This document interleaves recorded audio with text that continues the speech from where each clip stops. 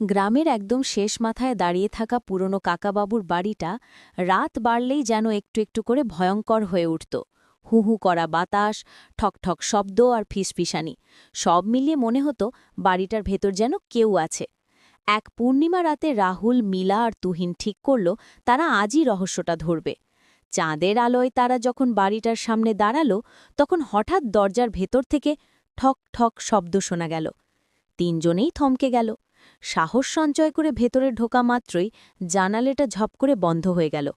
অন্ধকার ঘরে দুটো লাল চোখ জ্বলে উঠল। তারা ভয় কেঁপে উঠল। কাছে আসতেই দেখা গেল এটা কোনো ভূত নয়, বরং একটা বড় কালো বিড়াল, যার গলায় বাঁধা টিনের টুকরো থেকে সেই ঠকঠক শব্দ হচ্ছিল।